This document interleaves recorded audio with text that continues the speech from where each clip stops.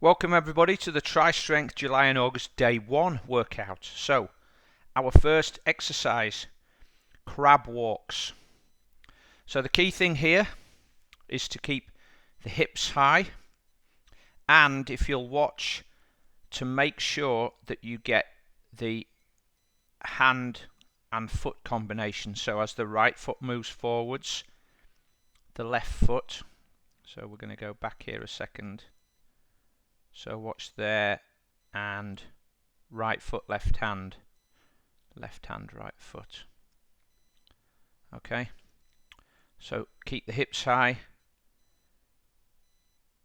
keep the hand and foot combination working properly, and once you've mastered going forwards, you can also start going backwards. You can even try going sideways, but for the moment, every time, go forwards, and every time you move your hand or your foot, count that as one step. Okay, so I think you have 25 to do, and it will go up each week. Alright, so that was crab walks. These are called Blackburns. So the point, you can lie on a bench. You can see here I don't have a bench, so I'm lying over a Swiss ball. You need to be mostly pointing down or slightly up. Hence the Swiss ball thing here. If you're on a bench, you'll be perfectly horizontal. Your hands need to be above the ground when you're in this position here, so the bench doesn't want to be really low. You then have got to get your elbows up, abducted, and at 90 degrees like this, and then you're going to externally rotate so that the hands come forwards and finish in that position, and then from there push the hands out to that position, so it's like you've dived into the pool. Okay, then bring the arms back and then rotate the hands back down. Okay, it's important to control these. So you'll see around my hands here, these aren't gloves, these are 1 kilo, I think they're wrist or ankle weights that I'm holding. You could use a 1 kilo medicine ball. If you have particularly weak shoulders, you could use a water bottle filled with water, or a small 1 kilo weights plate, but you definitely don't want to go heavy on these. These are for upper back and rotator cuff integrity. So it's a movement rather than an exercise to develop muscles. Okay, keep your posture. Do 10 reps if you can. If you feel your technique going, stop there or use a lighter weight.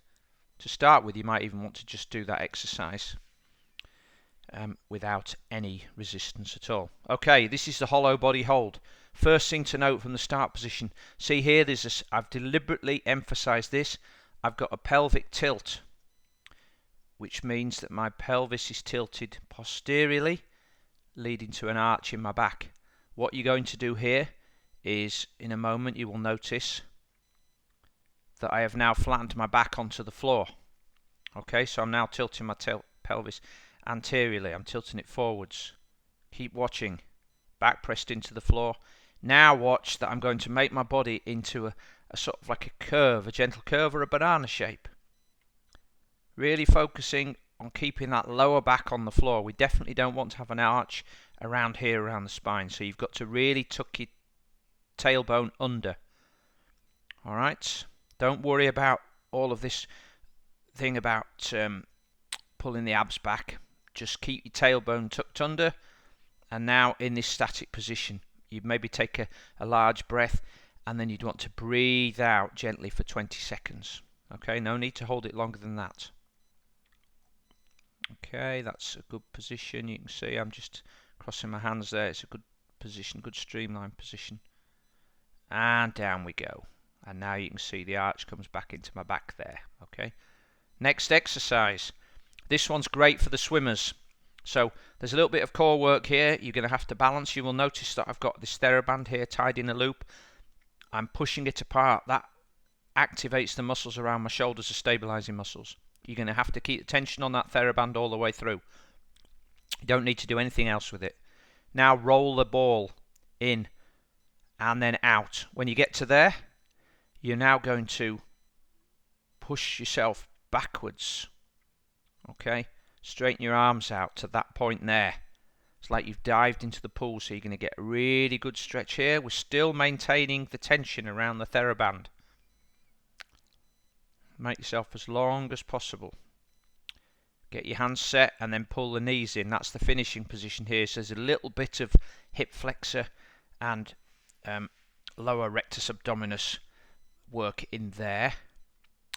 Also, there's going to be some oblique work and shoulder stability as you balance that ball.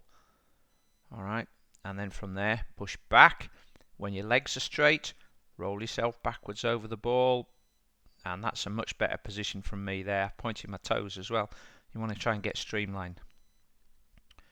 Nice and controlled all the way through.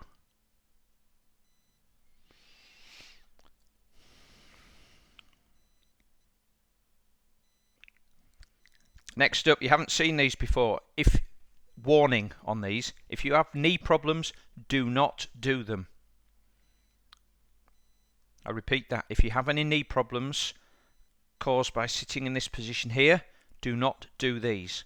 Okay, from this position, you're going to ease yourself up. Push the glutes forwards. Get a good hip extension. And then you're going across now. And you're going back down actually. Then you're going to turn your knees through 180 degrees and come up the other way. It is a little bit uncomfortable here. You can see my knees just off the edge of the mat there, so you probably need a bit of soft ground. Doing these on the grass is good, but definitely you don't want too much pushing off the tarmac there. Only 10 of these to do. Try and keep your hands away to start if you can. Really good hip mobility exercise. Alright, this is another exercise for the swimmers. So we're in a press-up plank position to start with. And then all you're going to do is balance on one arm and rotate. One thing you want to do, just as I come down here, watch the hips.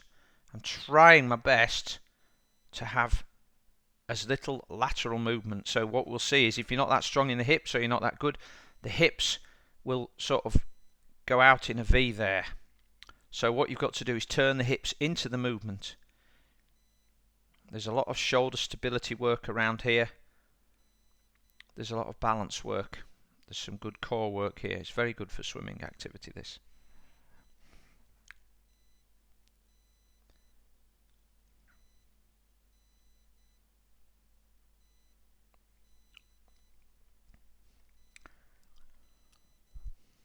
Next up, we've done Turkish get-ups, but we're not going to do the full ones. We're just doing the half Turkish get-up. So from the lying position, again, working on shoulder stability. Get the legs out. Get this foot flat on the floor with the knee up. Try to keep the knee over the foot if you can, but you might find that very difficult. This leg should be out at an angle. Gives you a wider purchase, and you'll see what it gives you in a moment as we go to push the hip from there. Now push down firmly with this right foot and with the left heel and drive the right hip up into that position. Fantastic glute contraction there, hip extension from this exercise. Alright, and then down slowly. Lots of shoulder stability here on both the left and right arms. There's also a fair amount of core and oblique work coming in as you come up into this position here. Don't underestimate this one. It's a tough exercise. Okay, this one then, called the crossover squat. You get your foot position there. Front foot is going to, this knee's going to do the bending. It's like a lunge, a crossover lunge. You're going to go down into squat position. You can see here that we're holding the kettlebell in the goblet squat formation with the handle down, and you're cupping it under your chin to your chest. Now we've got this foot position here. We're not going to change anything. We're just going to dip into the squat and go down. Get your balance down. Almost touch that knee to the floor. Come back up. Just working these muscles around the hips and the quads in a slightly different way. If you're very tight around the quads here, around the lateral aspect, you might feel this one stretching. You'll also get a really good work out for your gluteal muscles here. This is the kettlebell clean and press. You should have done this before. It's not too much of a swing. Really shrug. Keep the kettlebell close to your chest. You see here, I'm keeping that kettlebell in. It's coming in there, and then that elbow is going to sweep inside there and push straight up. Get the momentum. Okay. And change over. Shrug the kettlebell up and press. Little bit of momentum. It's all in the twist of the wrist to get that clean up there. And finally, calf raises. These are bent knee calf raises. This is working the soleus muscle here. Not this big muscle that comes with straight leg calf raises. That's in the next workout. This is the soleus muscle. It's here. It's important that we don't have any hip involvement here. You see, I'm just leaning on this fence here. I'm not holding on. That's why I've got the back of my hand against it. Go down to that point there and then come up. It doesn't look like I can go very high on this ankle. That's because I had an operation there several years ago and I've got a little bit of restricted movement. But go up there and then come down to horizontal. You should be able to do 25 of these. Just showing a little bit of leg there so you can see how bent my knee is. You should be able to do 25 of these on each leg 3 times. And that is all for this week's day 1 workout. The reps are in the workouts for each day.